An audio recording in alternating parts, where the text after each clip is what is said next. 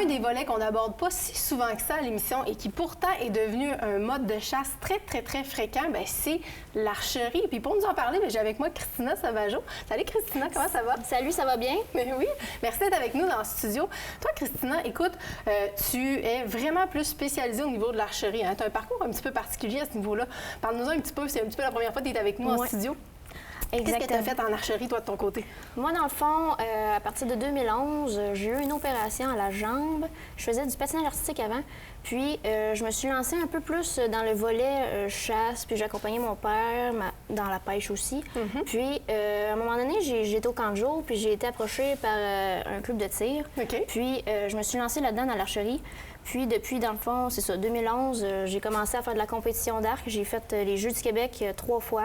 J'ai fait des championnats canadiens. J'ai été championne canadienne en 2017 au niveau 3D, là, la compétition 3D sur les animaux en matériel. Là. À part de ça, après ça, j'ai eu un arbalète pour aller à la chasse au chevreuil, puis je me suis lancée là-dedans. Fait que tu te connais pas mal. Nous, on te connaît entre autres comme technicienne dans certains magasins de chasse et pêche. C'était un peu notre référence de ce côté-là. Mais tu travailles aussi du côté de Winchester, si je me trompe pas? Oui, exactement.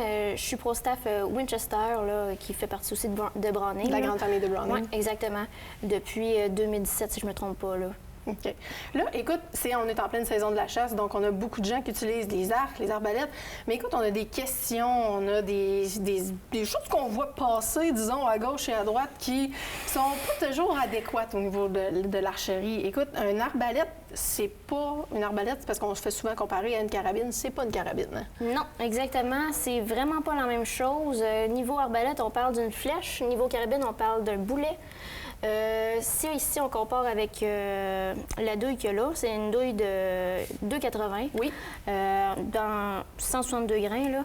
Quand on parle de l'énergie cinétique qu'une carabine peut déployer, là, le boulet de 162 grains de ce 2,80-là peut aller dans les environs de 2000 à 2200 pieds-livres de force d'énergie cinétique. Oui. Tandis qu'une arbalète, mettons, je parle de l'arbalète qui est la plus puissante à ce jour, qui est de la compagnie 10 Point, la Vapor RS 470, elle développe seulement 191 pieds-livres. On a quand même une bonne différence à ce niveau-là. Puis il faut le dire que arc et arbalète, mais écoute, c'est pas la même façon dont la mise à mort est faite.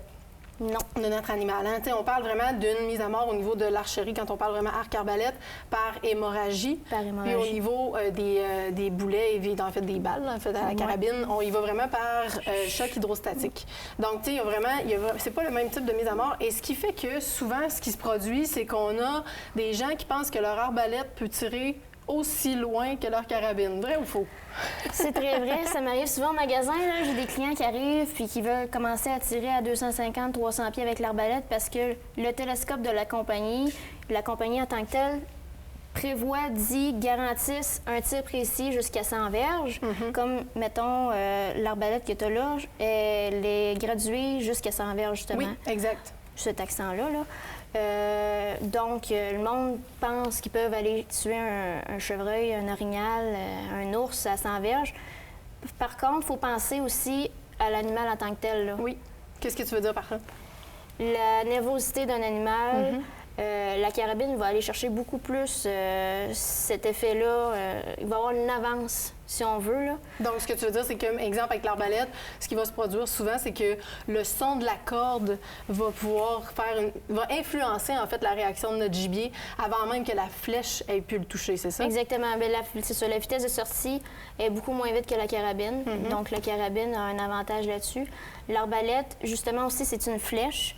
Une flèche projectile qui est plus gros, qui peut avoir de plus grandes variantes là, au niveau au vol. Oui. Justement, vu qu'elle sort moins vite, l'aérodynamie, le projectile est plus gros, ça pogne plus dans le vent. Oui.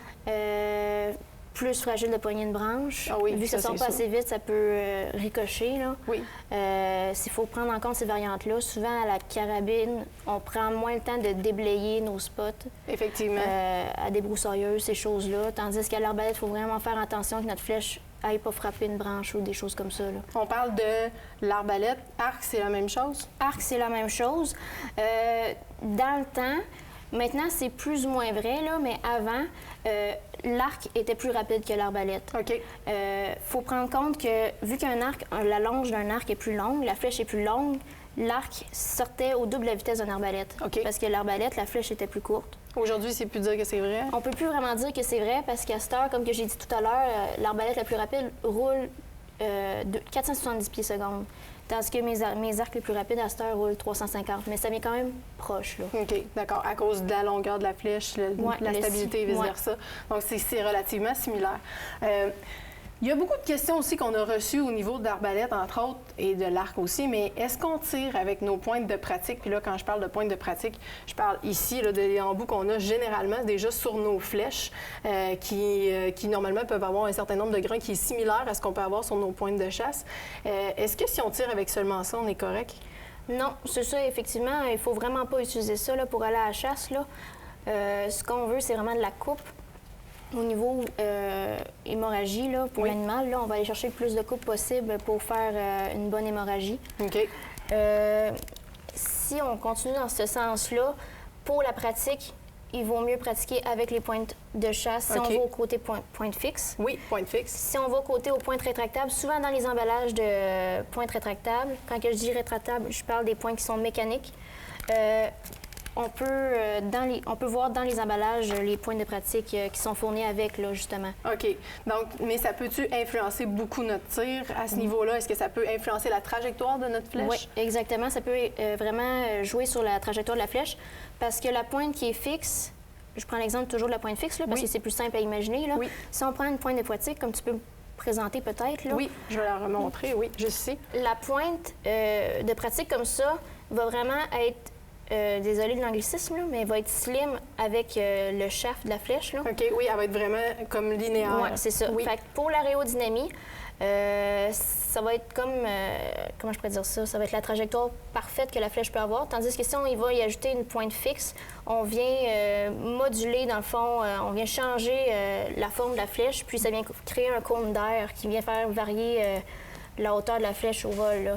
Hey, sais-tu quoi? Je pense qu'on a encore beaucoup de choses à parler. Écoute, on a mis l'accent beaucoup sur l'arbalète. J'ai vu ton arc sur le coin de la table. Je pense qu'il y a encore énormément d'informations à donner. Qu'est-ce que t'en dis? Oui, mais je m'en venais vous couper parce qu'il va falloir fermer cette émission-là à un moment donné. Mais c'est super intéressant. C'est le fun, hein, l'antenne de TV. Après, on en reparlera. Oui, on en reparlera. Oui. C'est super le fun, ça. Moi, le premier, j'étais en coulisses, puis j'ai appris énormément. Puis toi, tu prends un petit café après, puis refaire ça, des chroniques comme ça, c'est le fun. Oui, je pense qu'il va falloir la réinviter aussi. Oui. Mais là, il faut fermer le show. Oui. N'oubliez pas, vous nous écrivez sur le Facebook, commentaire aussi à qacp.com pour vos trophées de chasse, trophées de pêche, vos histoires. La semaine prochaine, survivalisme, essai d'arbalète et camping, tout dans une seule et unique émission. Et vos deux animateurs qui vous reviennent. Soyez là. Salut tout le monde! Merci, Cricri. Ça fait plaisir.